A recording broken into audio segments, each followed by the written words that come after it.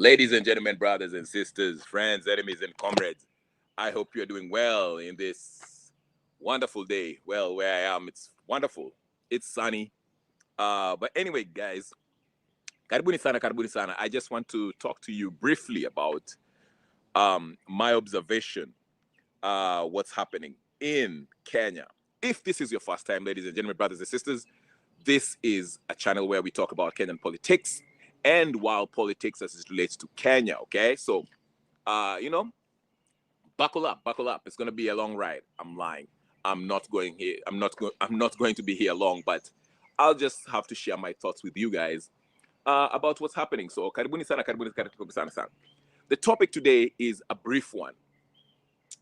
Not a brief topic, but it's quite as it says, revolution in Kenya is inevitable. It's not a matter of if, but a matter of when.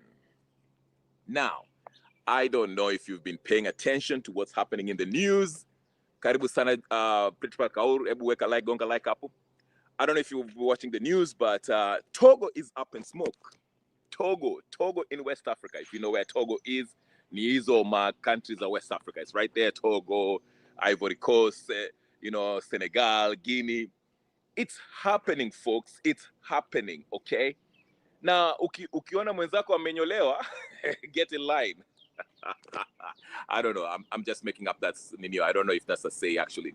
But what I'm trying to emphasize here is that there's a couple of things that are happening on this planet, the world politics, geopolitics. Okay, let's just look at it. Everything is interrelated. I always tell you guys that everything is interrelated. The war in Ukraine, between Ukraine and Russia, it has everything to do with what's happening in West Africa, and it has everything to do with what's about to happen in Eastern Africa, Kenya to be precise. It's all related. Everything is related, ladies and gentlemen, brothers and sisters, friends and comrades.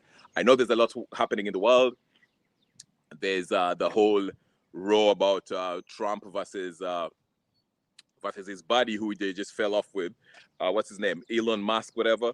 Well, Elon, one thing, anyway, I won't talk about that because that's more of American politics and it has nothing to do with anything.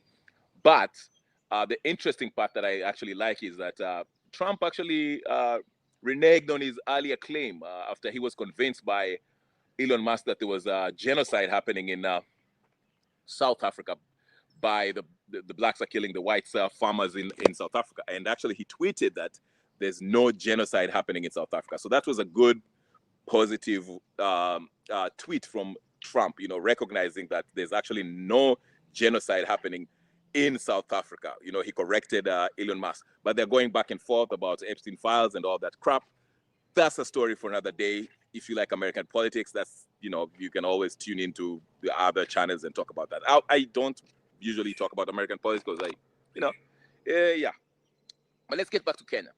The reason why I want to mention that a revolution in Kenya is inevitable is because, number one, what's happening in Western Africa, okay? I've mentioned this, that this whole revolution, this wave of revolution movement is going to spew across from West Africa to East Africa, okay? For those of you who don't know what's happening, ladies and gentlemen, brothers and sisters, Togo last night, the youth in Togo went to the streets and said, enough is enough. They're tired of their government. Now, just a few days ago, 3 days or 4 days ago, that fake general who was, well, he's a general, he's a soldier, whatever the case is, of Guinea, he was also pretending to be like the Ibrahim Traore of Guinea. He took over from, that dictator that was there for years. I forgot his name. But apparently the dictator that left was actually his uncle or something like that. But yeah. So remember when the Sahel nations, when the Sahel nations, the three nations, Mali, Niger, and Burkina Faso, when Ibrahim Traore came to power, then Mali also did their thing, then Niger too did their thing, okay? This general, okay, was imposed on the Guinean people because the French wanted, you know, they orchestrated this fake coup d'etat, military coup d'etat, to give, to fool the people of Guinea that, oh, you know what, we are also having a positive revolution, so we are in good hands. But quickly people realized, called out and knew that this general, for this Guinea, that Guinea general that came in was none other, was just you know, a nephew to the previous dictator that left. And pretty much soon they started seeing that it was more of the same. This guy was still carrying out the Western agenda in the country. They were still not in control of their minerals. They were not in control of their currency. They were not in control of everything, every aspect of their economy. So people found out that this general was actually a French-backed general. Okay, he's even married to a French woman who's rumored to be a spy. Okay, so he tried to tell the people that there'll be elections. He was going to have, like, Guinea was going to have elections. That way he can give a civilian rule. But he kept on bullshitting. There was promises after promises that never actually came to happen, to fruition. Okay, he promised them that there will be elections to be held in 6 months. There was no election. Then he actually, you know, when the people started, protesting kidogo, akaanza kusema ati okay, there'll be elections soon, and it never happened. Akaanza kucheza hii mchezo, alikuwa anacheza tu hivyo. Then finally people got tired of him, and they gave him actually 24 hours, you know, to leave, or else the people will be on the streets. And actually, if you look, Guinea is also having people in the streets protesting, fighting the police forces, fighting the pro-army that are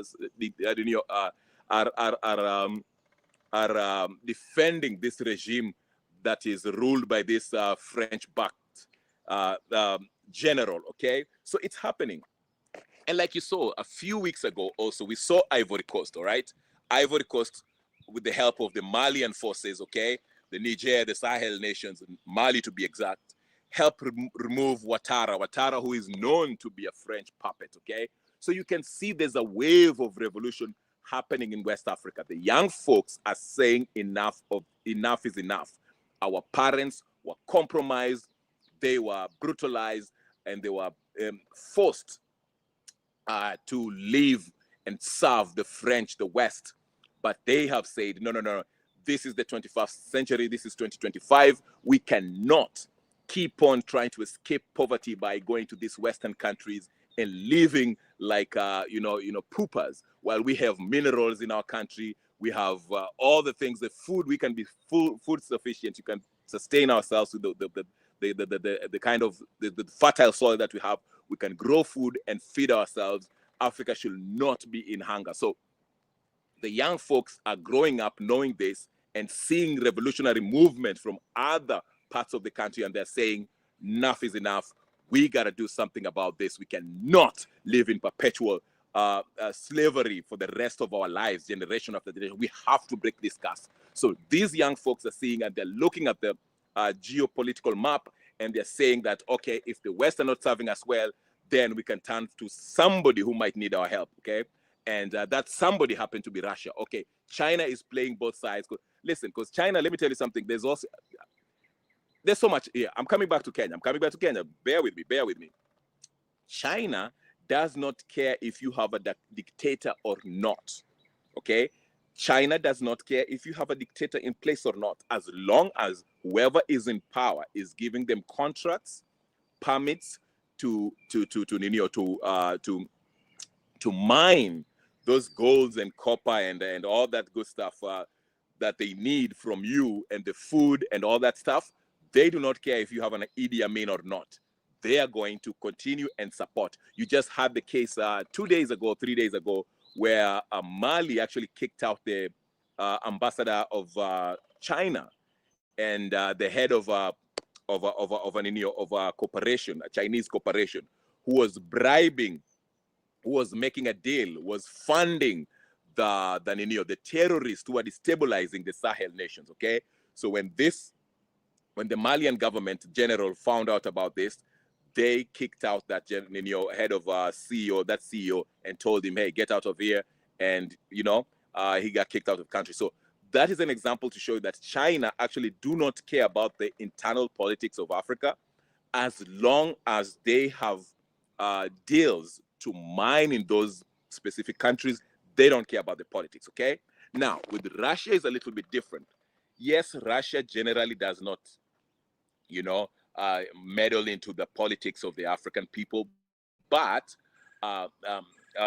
what Russia's interest is, to empower these African nations, as long as these African nations in turn do not only do business with them, but cooperate with them against in their war in pushing back against Western influence in Africa. You understand what I'm saying?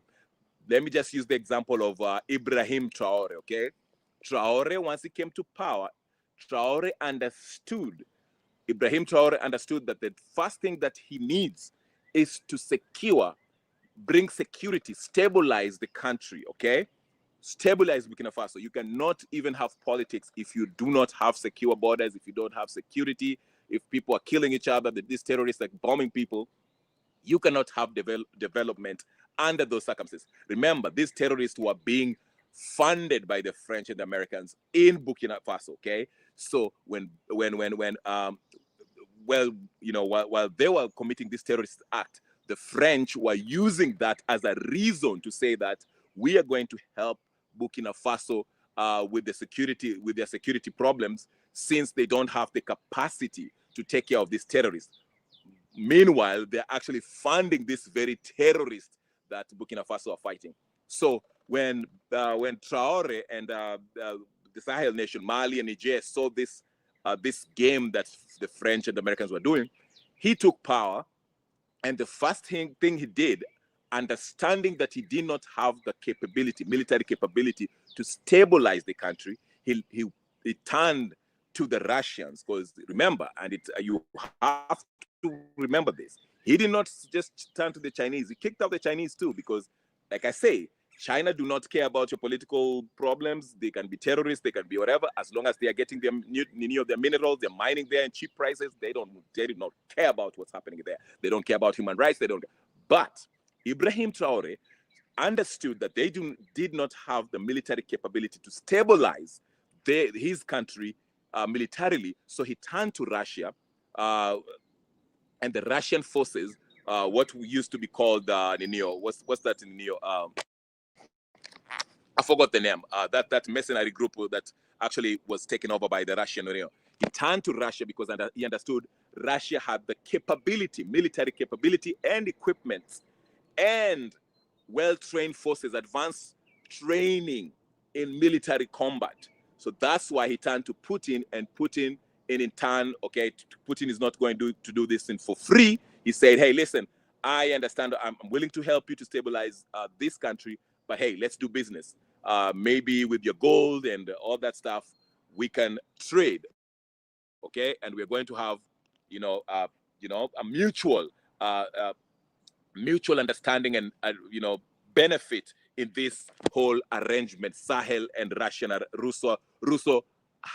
Russo-Sahel arrangement, okay? So that's why the Russian came and put their special forces on the ground to fight the terrorists. And that's why Ibrahim Traore has managed to actually fight off these terrorists that are backed by the French and the Americans. And that's why he's still alive today. And that's why the Sahel nations are doing what they're doing. So while they did that, okay, while they took care of the security, they stabilized the Western African nation, the Sahel nation, okay, and fought off the terrorists. Of course, there's still, there's terrorists, whatever, here and there, but it has drastically reduced the terrorist attacks that have been happening in Burkina Faso and Sahel nation, to be exact, okay? While they're doing that, they started a rigorous, they had a rigorous policy of increasing production, whether it's food, whether it's mining, whether it's whatever, so that they can be self-sufficient. And that's what's happening. Now I just read, Burkina Faso is going to have their first airline, which is said to be will be more advanced in technology than the regular airlines that you see from the West, the Boeing and the Airbus. Remember, Airbus is a European company and Boeing is an American company. This airline that they're building up here in Burkina Faso is said to have been, it will be technologically advanced than the Boeing. In fact, GM and all this Airbus, they're trying to get this technology. They're trying to get some contracts with Burkina Faso so they can help up in this airline building, okay? But Traore is saying, no, thank you. We are good. We are good. We are going to do our thing our own way. So that's an example of what's happening. Now, get back to topic. I'm coming to Kenya. Listen to me. This is what's happening. This is what's happening in Africa. I want you to pay attention. Put that like on. I want you to pay attention. This is what's happening. Let me take a sip of my coffee and explain to you why revolution in Kenya is inevitable. It's not a matter of if, it's a matter of when, okay? It's going to happen soon, okay? Listen. So here's why I'm telling you this. If you noticed, listen, I've been waxing lyrical about this whole Boniface Mwangi and Suluhu and why Suluhu is facing what she's facing. Listen, Suluhu is connected to Ibrahim Traore, okay? When she took over power, when the Sahel nation started doing whatever they're doing, okay? Suluhu, remember, she's part of the SADC, Tanzania, okay? They're part of the SADC, okay? That's now, Botswana, you saw the Botswana president, okay? When he took power, just the other day, a few days ago, whatever the case is, months or whatever, he met what? He met Burkina Faso's president, Ibrahim Traore, okay? Traore came to his inauguration or whatever the case is, he came over there. And then there's another lady, I don't know if she's the head of Lesotho or whatever the case is. But Ibrahim Traore, remember, Ibrahim Traore rarely goes to any country's inauguration. He's very particular how he moves and who he becomes friends with in Africa, the heads of Africa's states. Okay, he just doesn't rub shoulders with anyone. You will never see Ibrahim Traore come to Kenya and rub shoulders with Ruto and Raila and all these idiots. Okay, you'll never see him, go to certain countries like Cameroon with their that octogenarian. He's not even octogenarian. That dude is like 100 years old, 157, whatever the case is. He's barely, he's half dead. He has started seeing heaven while he's walking. But anyway, I'm just saying Ibrahim is very particular as to who he visits, because he understands some of these countries, majority of these heads of states are nothing but Western puppets, okay? So the few that he visits, he knows their background, their allegiance, their political philosophy, their ambition as it relates to Africa, okay? Their commitment to this new Pan-African movement, okay? So here is how I want to connect you to Suluhu and Ibrahim Traore. I told you, ladies and gentlemen, that last year in June or July, whatever the case is, Suluhu made the decision for the Tanzanian government, Tanzania, the country, will no longer use US dollars for trade or for anything. It's banned in Tanzania. You have to use the Tanzanian shillings. Not only that, Suluhu started aligning herself with the BRIC nations. In fact, she has applied to become the member of the BRICS. I don't know if she got approved or whatever, but she is aligning herself with the BRIC nations. Okay, she went and met that lady. I think she's the head of Lesotho or whatever the case is. Then she met with the Botswana president. Okay, now you see the Botswana president is also very close to who? To Ibrahim Traore. That's Ibrahim Traore went and visited him. Okay, gave him a state visit in Botswana. Now, this is the new. If you study what's happening right now, this is a new. They're importing, okay, this revolutionary movement to the East, okay, because they know the wave of the East, of this African revolution is coming to the east. So they're starting to sprinkle this. They're starting to inaugurate, to foster, okay, to incubate, to build up this revolution kidogo kidogo. I'm not saying that Ibrahim Traore is trying to tell the head of the state of Botswana to start a revolution. The revolution is already done. He's the head of the state. The head of Botswana is now, you can see the wonderful works that the head of Botswana, the new president, he's relatively young, okay? Remember, the first thing he did when he took over power, what did he do?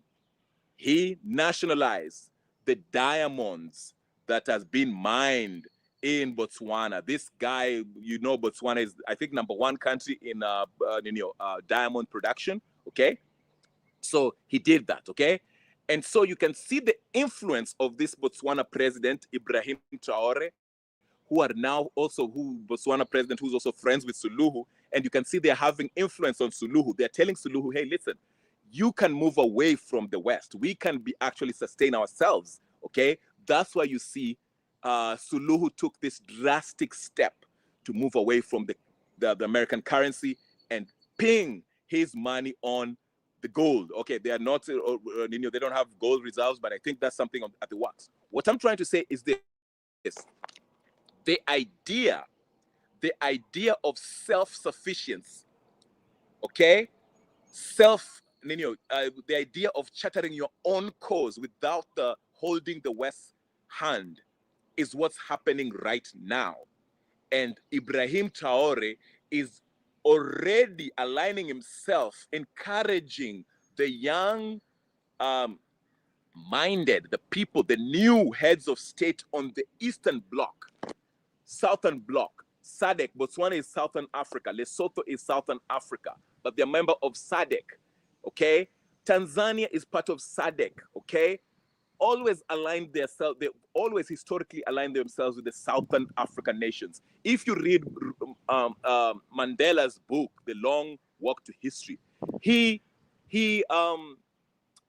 described how when Umkhonto Sizwe were looking for arms, they were trying to train themselves, military training, they would have Nyerere assisted them with money and a place to train, Tanganyika, as it was known back then, okay?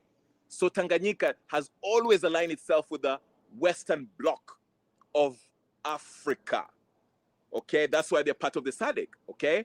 So Mandela illuminates that point by mentioning how Angola, Tanganyika, which is currently known as Tanzania, okay?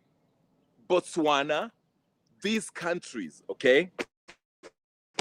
These guys have always have this whole thing during the struggle in the 60s and 50s and 70s when South Africa was looking for looking to become independent from the apartheid government, okay? So what I'm trying to say is this: Tanzania has always enjoyed a long relationship with the southern states of Africa, okay? Now, I'm not going to go as far as Ramaphosa. Ramaphosa was a revolutionary at some time when he was young, when he was part of the ANC. We can read in that book too, when he was one of the young Turks. When it's so funny because Mandela in that book, he described Ramaphosa as a young Turks, and they came to his house and they were really eating.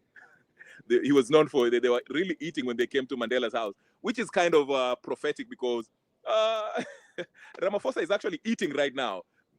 Eating, and I'm not talking about food anymore. I'm talking about he had been co-opted by the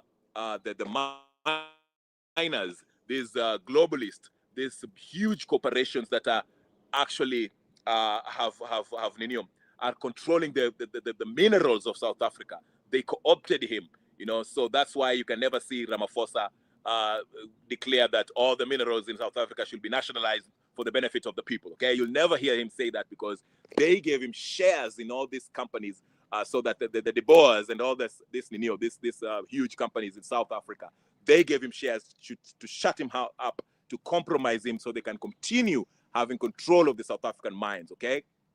That's why you see they did not want Zuma, because Zuma stood on his 10 toes, okay? He was 10 toes down. Zuma is the last of the Mohegans, okay? Zuma is real through and through. Jacob Zuma is through and through. But anyway, let me go back to South Africa. I'm bringing it to Kenya. I'm slowly bringing you back to Kenya. Remember, I want you to see what's happening. The picture I'm trying to paint to you right now, okay? I'm trying to paint a picture to you what's happening in Africa. Now, Russia needs Burkina Faso, West Africa, because he understands the number one people who are attacking Russia, the people who are backing Zelensky, that puppet, okay? The people who are actually backing him and are giving him money is NATO. NATO is basically United States and France, okay, and Germany, okay? That's why you see the German president came to meet Trump, because he's telling Trump, hey, listen, Putin is attacking Zelensky right now. Putin is mad. He's not playing these games with Zelensky anymore. So we should prepare ourselves, because we might have to face Russia head on. And I don't know if we can make it.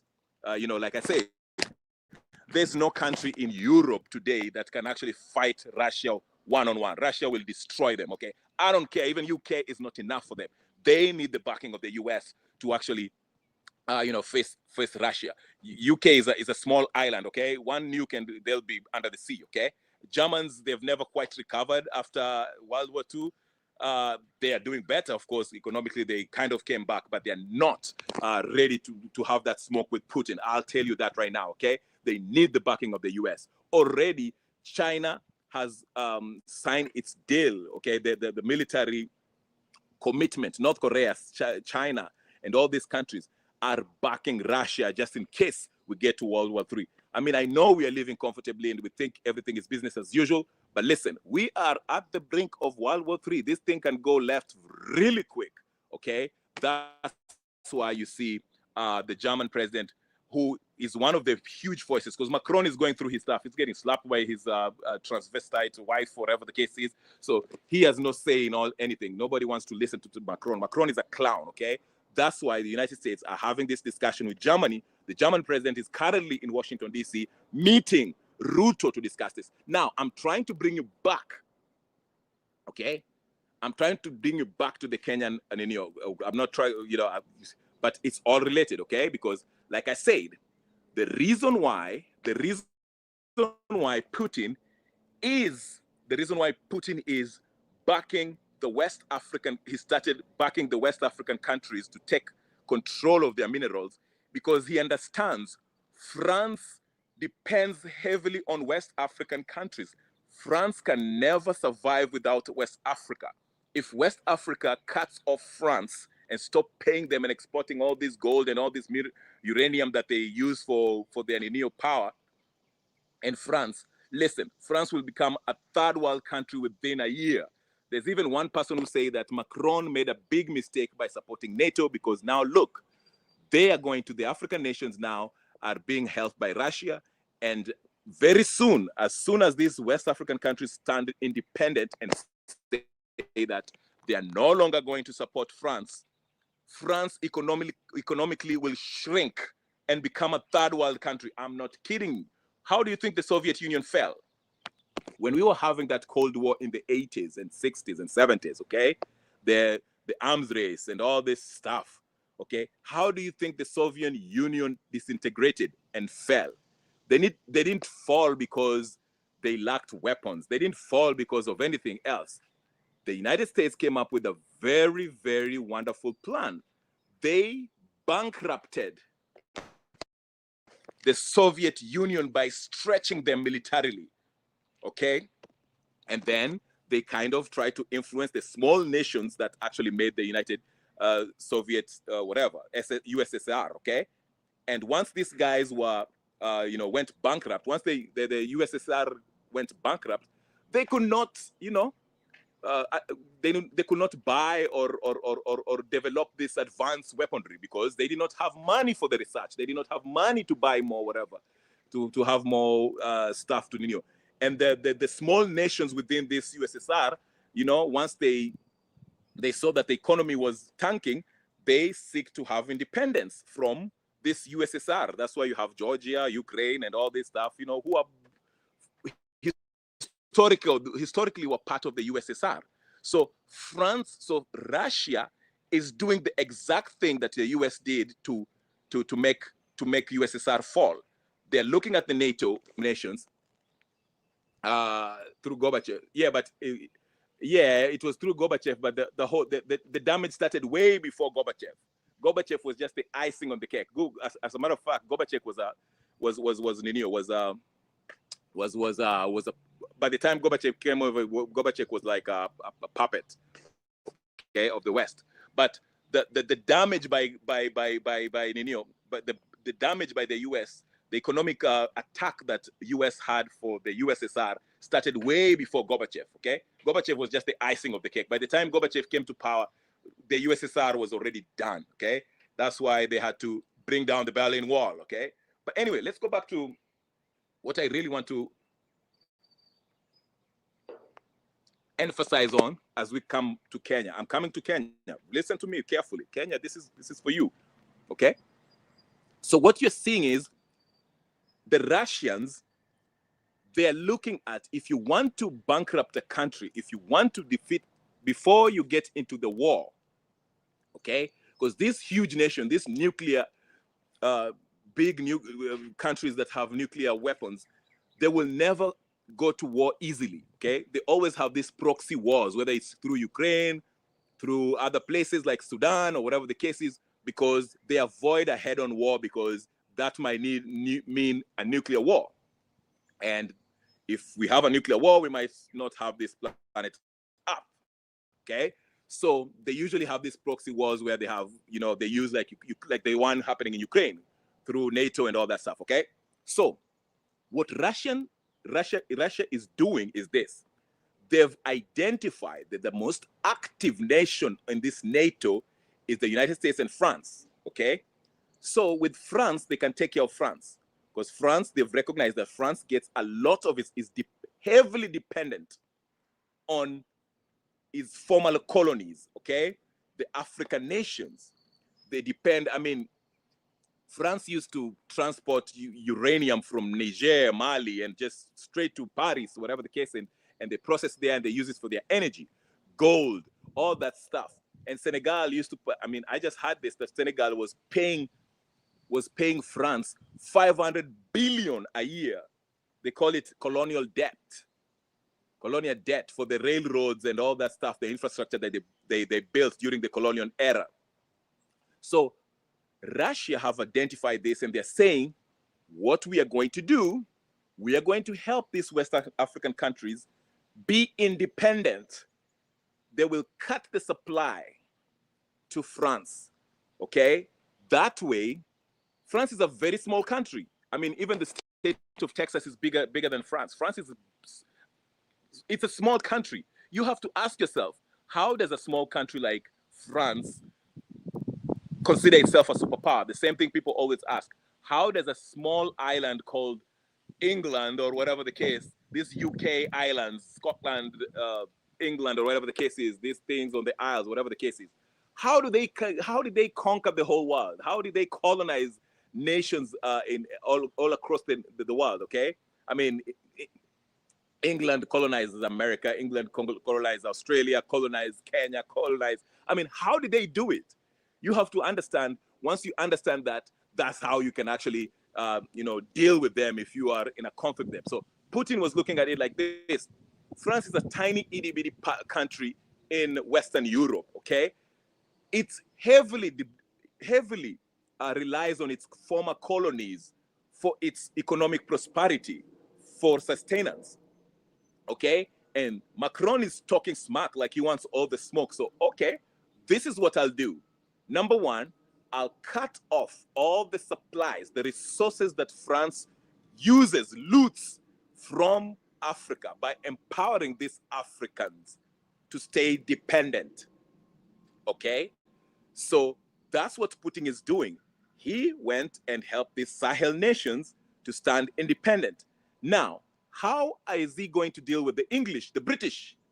Because the British too, it's a small country, UK, is a small freaking island somewhere in whatever. And how are they conquering the whole world? How do these people do it? It is because these guys still colonize. They depend on their former colonies to get the resources to sustain the UK government. Okay, that's how they do it. Okay, whether it's India, whether it's whatever, that's why we have these Commonwealth nations. Okay, listen. Even today, the taxes that are being collected in America goes to England. Majority of majority of Americans do not know that. England is still in control. They still rule America economically. That's why you have this Federal Reserve. Who owns the Federal Reserve? People think Federal Reserve is a national whatever. Federal Reserve is a private company. It's a private bank. It's not a national bank. Who owns it? Who really runs it? Okay? That's a discussion for another day, okay? That's an advanced class. Today, I'll just keep it real simple because the focus is on Kenya, right? Okay, so what I'm saying is this. So what Putin is doing is cut off the resources, the French resources, where the French are getting their resources, which is Western Africa. Because that's when, if you remember the Berlin conference in 1895, I believe, when the German chancellor at the time called a meeting, the Europeans had a conference in Europe, how they were going to divide Africa, okay? And the French got the best deal when they had the Western Africa, okay? And they've always used the Western Africa to this day for their own benefit. Even, what's his name? Not Charles de Gaulle, but what's his name? The president before Sarkozy. Who was the president before? Not Charles de Gaulle. What was his name? That old man that said that the day that will stop, the West Africans will stop collecting taxes, the colonial taxes and all that stuff from West Africa. That's the day that the France will die. That's what he said. What's his name? No, not Sarkozy. Before Sarkozy was the old man. I forgot his name. Crap. It was in the 90s up here. I forgot his name. But anyway, so what I'm saying is this. In not so many words, let me get to the point so I can get to Kenya because I know you're waiting. What I'm saying is this. The Russians, they want to cripple France economically by empowering these Western African countries to become independent economically and cut off the French.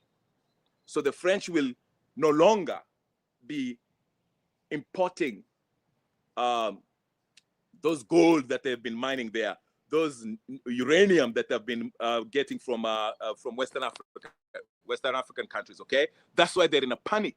That's why they're fighting so hard to try to kill these Sahel nations, the Ibrahim Traores and all that stuff, okay? They're trying so hard. Now, after West African countries take over and are stabilized and become somehow dependent, okay, where they do not have to worry about France, you can see that Ibrahim Traore and the gang are shifting, looking at the East, because now East, if you are going to that, according to that Berlin conference, Eastern Africa and majority of the Southern African was ruled by who?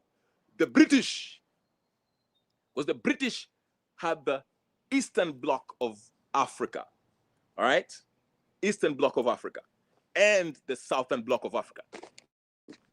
And it's not a coincidence. Now you see Ibrahim Traore is associating himself or trying to find allies on the Eastern Bloc of Africa and Southern Bloc of Africa. That's why he's friends with the Botswanan president who just came in, who also is pro-independence, economic independence, okay? Now you can see Suluhu is the first one that they're trying to recruit from the Eastern Bloc of Africa, okay? That's why you see Suluhu had her head turned and is saying, hey, we need to be independent. Let's not use the dollar. Let's just try to get our economy in par.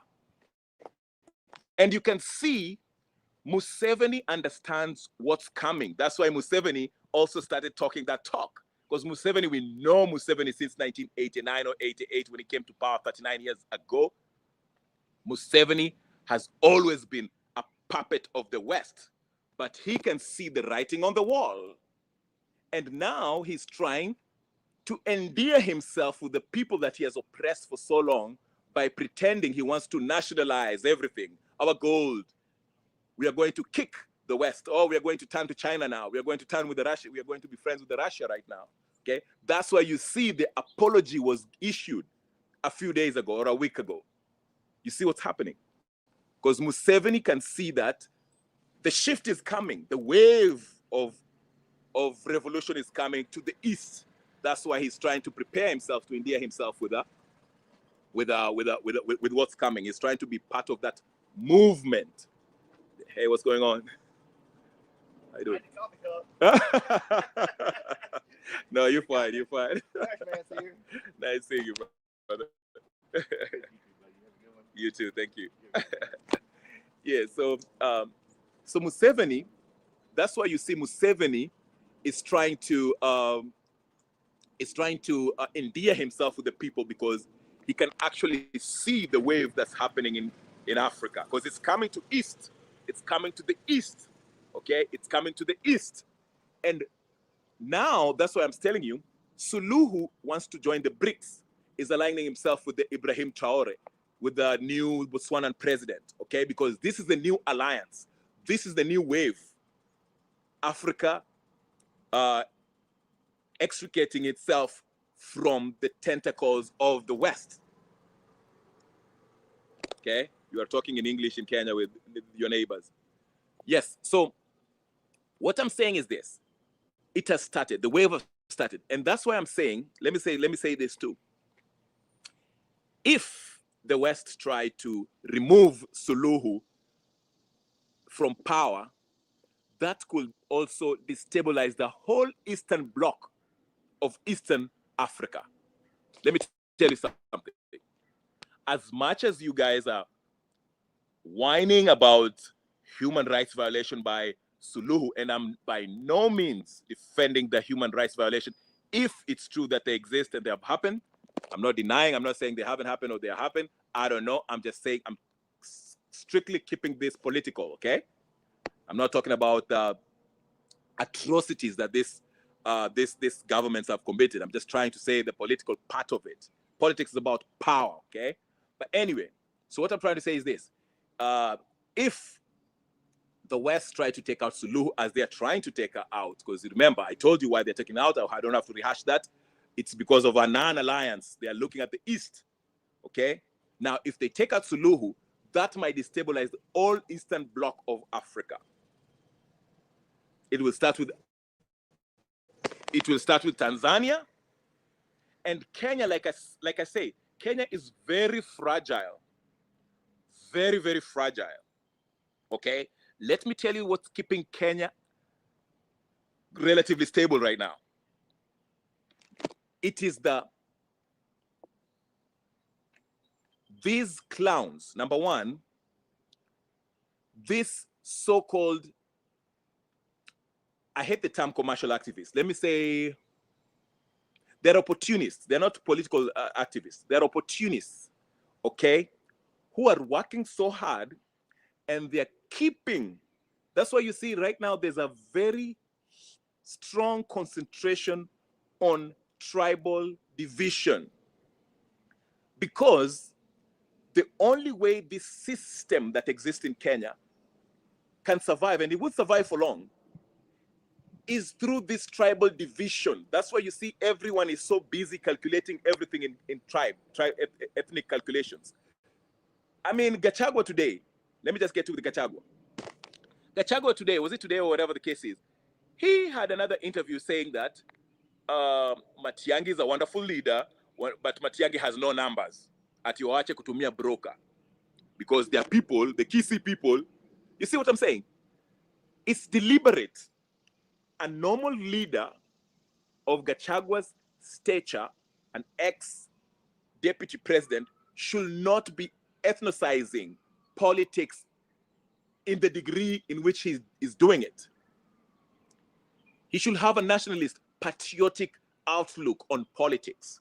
Not everything has to be about ethnicity. But it is done deliberately, because this regime, Ruto regime, this political class, the people who are actually holding it together, they are being held by a thin, slender, by a straw that is called ethnic politics. They want to heighten tribal ethnic tensions between different communities, because that's the only way this thing can survive. That's why you see this weekend we have not Matiang'i, Gachagua, Karua, and Kalonzo. They're going to have a mammoth what does it call it? Campaign somewhere around the coast region. Then you have on the other side in Kimilili, we are going to have Oscar Sudi and all these other idiots on the other side, also busy heightening the political ethnicized tension. Because that's the only thing that's holding this thing together right now. That's why I told you the first business that they made sure that must happen was when the Gen Zs did not succeed, when they decided to go home after using the Wakina Boniface Mwangi and Hanifa. The first thing that they made sure they did was to basically concretize, crystallize the ethnocentric politics, ethnicized politics, what were rooted in their tribal cocoons, and make it a very tribal environment. That's why you see the ODM folks on the other side are busy doing their calculations. Sisi Wajaluo tukishikana na Kalenjin tutafanya hivi. Nyinyi wa Kikuyu mkishikana na hivi tutafanya hivi, because they want to separate you. One, mimi ni Mjaluo, wacha nikae na Wajaluo wenzangu. Mimi ni Mkikuyu, wacha nikae na Wakikuyu wenzangu. Mimi ni Mluya, wacha nikae. That's why you see the Netambeas are pretending to be arrested here. Gachagua is here saying sijui nini, Matiang'i is this. You see Matiang'i say, sisi watu wa Kisii, Wajaluo sisi ODM tuko kwa serikali, sisi Kalenjin tutachukua tena, sisi. You see that. That is the only thing that's keeping them there. But I have news for them. This is not sustainable. That's the thing. It's not sustainable. You know why? Because you'll have somebody like Susan Kihika who comes and say that, these doctors and these medical workers are my junior. I cannot go to the hospital and let them see me naked. You know what that implies?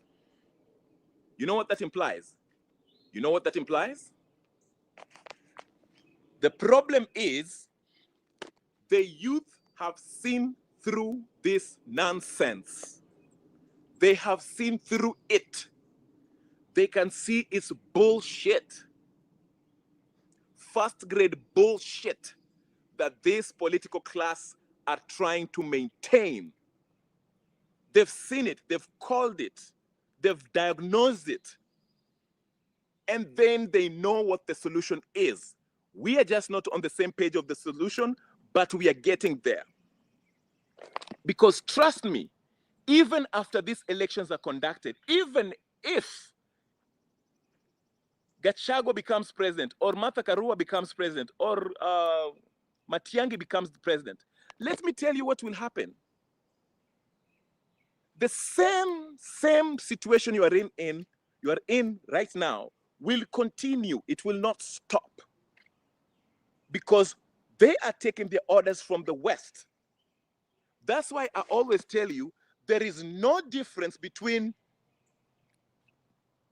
Jomo Kenyatta's government, Moi's government, Kibaki's government, Uhuru's government, Ruto's government. The difference is the degree in which they were stealing, committing atrocities, perpetuating this ukabila, and how they were nyanyasaring people. That's the difference, the degree in which they were doing it. But there's no difference whatsoever. No difference. That's why when I hear people arguing ati Ruto ameiba, go look back how much Jomo Kenyatta stole. how much Moi aliiba, how much Uhuru stole, how much Mwai Kibaki aliiba. No difference. And the sad part is people like Jimmy Wanjigi, who are now telling us about how much money is being stolen, are the ones that you want to hail as people who are going to, deal with our debts. That's the sad part. And there are people who are still buying this nonsense. The very people who stole in the previous government are the ones who are today are pretending that they are going to resolve these issues if you make them the president, head of state. The Karuas who took part in that stolen election in 2007 are the people who are now today are great human rights activists, and they want to be president. And they took part in an illegal activity that resulted into thousands of people dying. The Raila Odinga, who sent a lot of young people to die, never seeks for their compensation till 2025. Now he's talking about compensation and all this nonsense. Has been a co-president since Moi regime and the successive regime after that. To this day, he's like a co-president. He's the one who wants to convince you that if he become the head of the state, he can actually change this country. Wamalwa Eugene, known for nothing but being his brother, dead brother's brother, whatever, hasn't done anything. He was the minister of I don't know what. Gachagua, a non-KANU stalwart, who even killed his own people in Central. Heroes like Matiba, brutalized Matiba's family. Today he's coming in, he's the head of Mount Murima, Kenya. He's the champion president, flag bearer of the Murima Nation. This is the kind of game they're playing. That's why I'm saying it's not sustainable, because the youth, the majority of Kenyans who are represented by the youth, are seeing through this bullshit. And they're going to do what the people of Togo are doing today. We started before Togo because it was going to happen in that June 25th. And it's coming again. Because last time, Walibatika, it was about finance bill. It was going to morph into, let's go occupy State House and remove Ruto. But God gave Ruto one more chance to fix his nonsense. But this guy is irredeemable. He actually went and joined a con man and are playing this game with Gachagua. So guess what? Judgment is coming. And revolution is, look at Togo, look at Guinea, look at Ivory Coast. It's happening. It's not sustainable, Nawambia. It doesn't matter even if you try to put Morara to fool people, Kasmuel to fool people, Boniface Mwangi with his homoerotic fantasies about Ugandan soldiers, I don't know, doing something to him. It doesn't matter how many people hizi usarakasi mnaweka hapo. It's not going to be sustainable. You can't rule through usarakasi. The whole corrupt system will have to fall. It is a matter of when, not if. Like I said, it's coming to East Africa. That's why you see Museveni. Museveni was not stupid when he went there to apologize. He knows what's coming. He knows what's coming. Museveni and Aliona. And it's going to, let me tell you something. You know how it happened in Nino, Sahel nation in the Western Bloc? Wakishika suluhu, wakijaribu kutoa suluhu, because I told you yesterday, wameanza kuendea suluhu. They've started, ati wanasema Tanzania shouldn't go to EU, imekuwa banned from EU, because they're trying to put economic pressure on suluhu. The same thing they did with Kwame Nkrumah. Go read about Kwame Nkrumah. The Western nations sabotaged Kwame Nkrumah's economy. That's why, so that the people can turn against Kwame Nkrumah. Okay? And that's the same thing they're doing to who? To Suluhu. They're trying to sabotage Tanzania's economy. That way, the people of Tanzania will be like, you know what? Tunapata hizi shida kwa sababu wewe Mama Suluhu. Meanwhile, while they're doing that, they're ramping up this false narrative that this lady is a Mindada, a brutal dictator, so that they can remove her. They can justify fostering, paying, orchestrating a popular coup d'etat. The problem is Suluhu seems to have quite a huge following in Tanzania, regardless of what you think about her. It seems to it. Maybe if you are from Tanzania, tell me something otherwise. But she has a following, quite a big one in the country. Okay? But what I'm saying is this. The day, things happen, it's like a house of cards. Moja ikianza kuanguka, the whole house is down.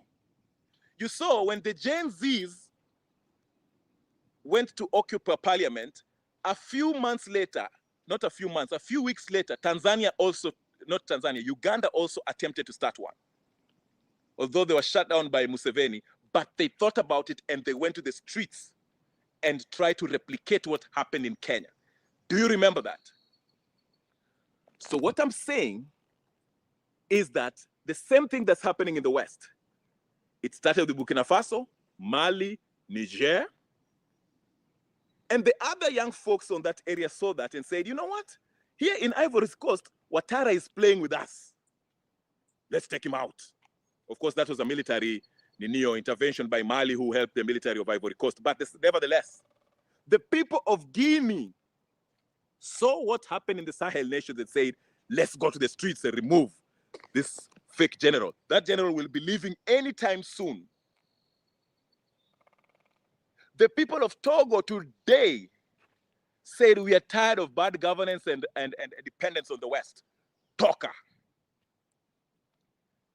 So what I'm saying is this. Even if they try to take out Suluhu through popular revolution, ati wa choreography nini waseme ati Suluhu wameto. If Suluhu leaves, nakwambia wewe nyinyi nawaambia saizi leo.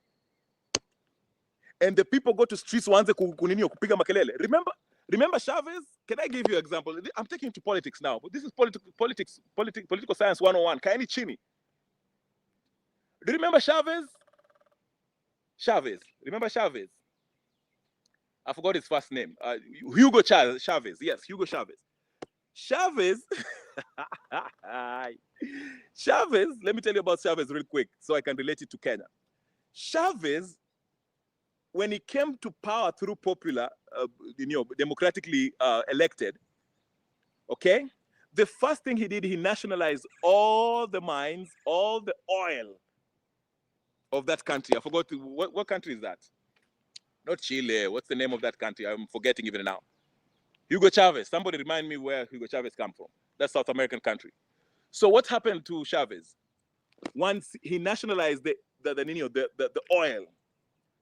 oil in that country, these huge Western corporations, BP, na hizi mambo ingine, Shell, they did what?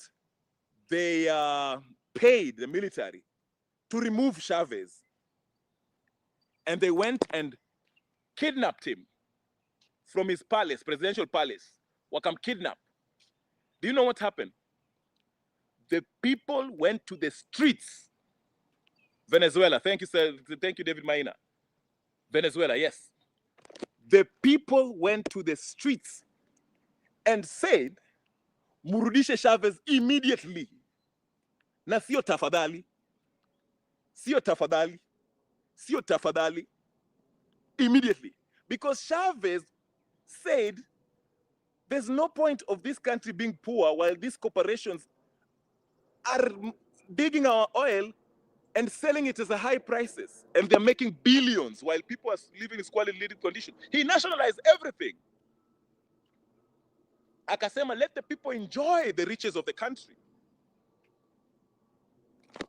And he was brought back to power by the people. Chavez was killed. For those of you who don't know, go do your research. Poisoned. That's why he died. Hugo Chavez. Okay? That's an example. That's what I'm telling you. Any interference by the West, especially huyu Suluhu huyu mkimtoa, vile mnataka kumtoa, that might have an effect that might change everything in the Eastern Bloc of Africa. Ndio maana unaona Langley vile alikuja akakuwa na meeting hapa hivi, there were the new East African Security, I don't know what, African security meeting, whatever the case is, that was held in Nairobi. In fact, Langley has been switched off. Wameweka general mpya. I don't know what's his name. He's a 50-year-old guy, general of AFRICOM. He's a new general. Langley aliangalia hivi akasema, I will not be the one to be used to ninio kufanya hizi uhalifu hapa Afrika. Wacha niende nikae chini na bibi yangu. Mnaelewa? So what I'm saying is this. To those Susan Kihikas and all these Rutos and Railas and the Uhurus and Martha Karua and Ruto and all these idiots, let me tell you something. Hii revolution inakuja. That's why you see, let me give this it's coming together. It's coming together. Inakuja. Let me explain. That's why you see Ruto vile alienda China. Akaanza kuambia China, hii itakuwa ni alliance mpya sasa. That's why you see this administration, Trump administration, is mad at him. Alienda China akaanza kuambia, hii ni alliance mpya.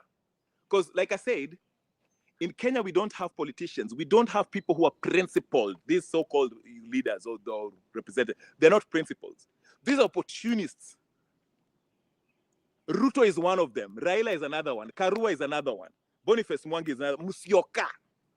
These are opportunists that pretend to be leaders.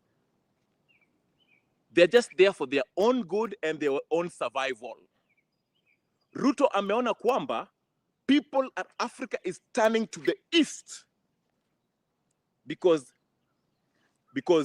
the East, they care less of your political siasa ya ndani. They're looking for mutual benefit, okay, than the West. The West wanataka kupatia loan and wanataka kupatia masharti mingi that you have to meet. They want to raise taxes. They're putting, because the West they're always pitting you against the people, because all their policies are against the advancements or the interest of the people. Ndio maana unaona Ruto vile alienda China akaanza kusema, this is a new ninio. This is a new world order. Tukue na urafiki mpya. Ndio tuendelee mbele kama. You understand? Because he understands that wave is coming. But what he fails to understand is that whether he aligns himself with China. I mean, Uhuru Kenyatta will try that with China. Alianza kuangalia China, akaanza kuchukua madeni China. But people still didn't like him because he wasn't helping the people. And he had to impose himself on us. So the same thing I'm saying, EU Kabila is what is keeping this political class alive, surviving. That's why they're still wearing their suits, and that's why they are really using the Githeri media to push this propaganda. Kutokea asubuhi mpaka jioni ni propaganda. Leo ni Boniface Mwangi na stories zake za ujinga. Kesho ni Gachagua anasema kitu moja. Kesho kutwa itakuwa Raila na upuzi wake. Hiyo siku wengine itakuwa ni Ruto na ujinga wengine. Alafu tutarudi kwa kina Martha Karua anatoa stories za uongo na ukweli na human rights, anaenda kutetea sijui watu gani. Nonsense. This is what they have to do to keep some semblance of order under this corrupt system that they want to continue. But it's not sustainable. Now, wasee wameamka. Wakenya wameamka. It's been 1 hour, ladies and gentlemen, brothers and sisters, friends and comrades. I can be here for 10 days straight to preach to you this gospel of revolution, Kenyan revolution. But I have to do things. Today is Friday. I know you have things to do. You have drinking and friends and all that stuff, all those people who have families and stuff. I want you to enjoy your weekend. But think about it. This thing is not sustainable. a revolution is coming to Kenya. I'm telling you. And it's not only going to be Kenya only. It's going to be East Africa. It might start with Tanzania, or it might start with Kenya. It might start with Uganda, or somewhere else, but it's coming. That's one thing that's guaranteed. It's coming. What do they want? Let them go on with this sham election. Let them go on with this sham election year 2027, 2026, lini. It's a sham election, we know that. Watch out waendelee na hiyo election. Ni ujinga. Because it might be this election that might actually spark this thing. Personally, I would like it to start before that election. But whichever way, it's coming. Ladies and gentlemen, brothers and sisters, friends and comrades, my name is Kenya Revolutionary. Take a moment and like this video. If you haven't subscribed, subscribe to the channel. Comment. Put the notification on so every time I come in, you can always be notified that I'm on. That way you can come to the chat. Join me. I always drop some link if you want to come to the studio and talk to me. You can always do that. Argue, make your point, or whatever. Disagree, or troll. I don't care. But anyway, theoretically, Dan, thank you so much for joining. David Maina too. And everyone else who has been listening and following on the background of the, quietly somewhere in your office or your whole home or whatever the case is, or in your house. Thank you much for watching. I'll see you guys later. Peace and blessings. I'm out.